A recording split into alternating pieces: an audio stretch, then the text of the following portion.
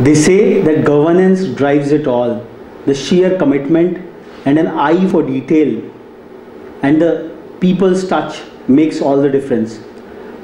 Towards the fag end of this campus walks, we have with us Dr. Arvind Agrawal, the Honorable Chairman of Arya Group of Institutions, a doctor by education and now an edupreneur by passion. So, Dr. Agrawal, how come a doctor engineering and engineering institution?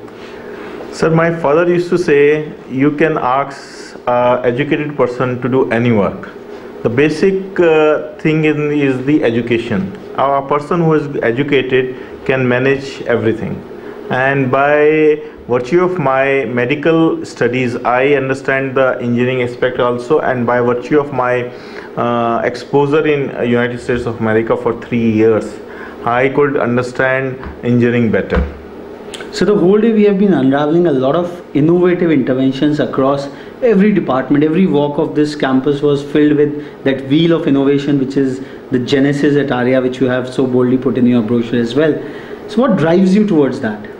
Sir, I believe my commitment towards my student is to provide extra. Whatever we do for a purpose that the student should learn at least 100% extra during the 4 years of education in our Institute of Engineering and Technology. So we have to provide them R&D facilities.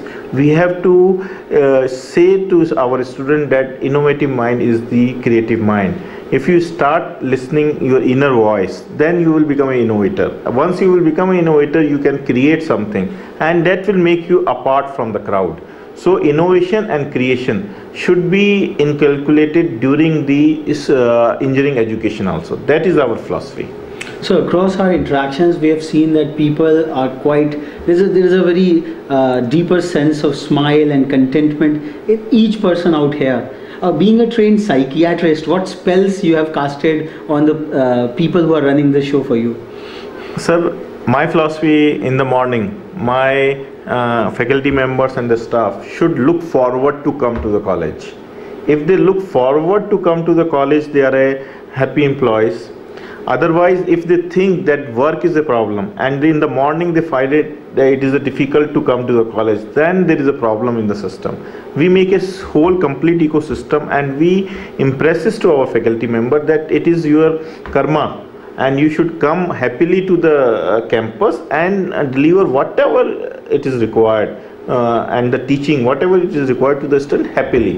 Whatever, but a sense of happiness and a sense of commitment towards the student has to be there, so that you don't think work as a burden.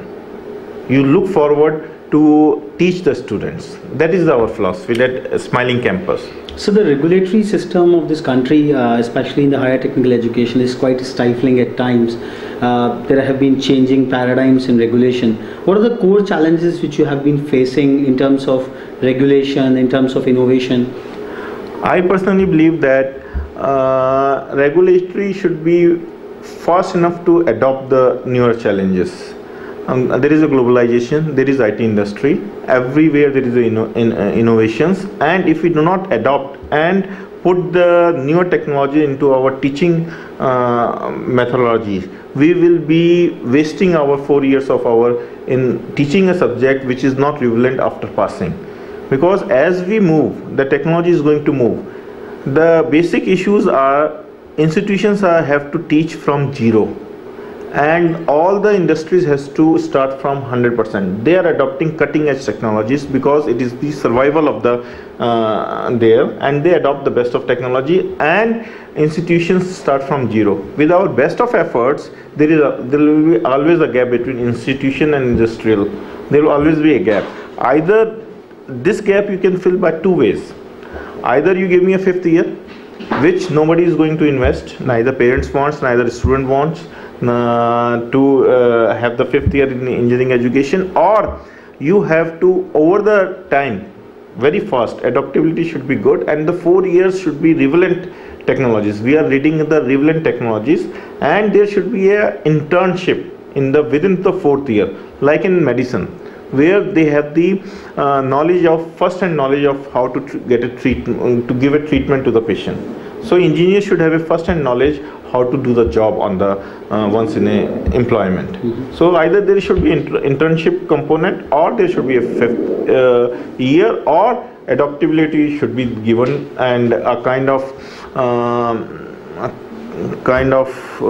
freedom should be given to the institution to adapt to the new technologies and to teach new technologies. So you are affiliated to the Rajasthan Technical University. How has been your experience with the university, and what are your wish list with the Honorable Vice Chancellor who has joined recently over here? RTU over the 2-3 years they have adopted nicely, and now the most of the bulk work of the university has been done in the time, and it has outsourced so many things, but the things are in control. What I want from the VC is that they should send external teachers for the experiment conductions. We are adopting a policies. Where external teachers are not coming in the during the practical sessions of RTU, and they should be external teacher. There should be a pressure point where the student should learn that external has come, and we have to perform in front of the external. Second, I think, is because the fees are semester wise, and there are 182 days in the semester, RT should plan in a way that students should get the best out of this 182 day, and at least 120 days should be committed for the studies, and rest 60 days should be for the results, for the preparation leave, and for the semester. What we are doing is, actually what is happening is the working days are coming less than 85 days. A student is paying 100% favor, and he is getting 50%. So we have to rationalize his teaching. We say a student is not good. I say we are not able to teach a good student. We should get enough time for teaching.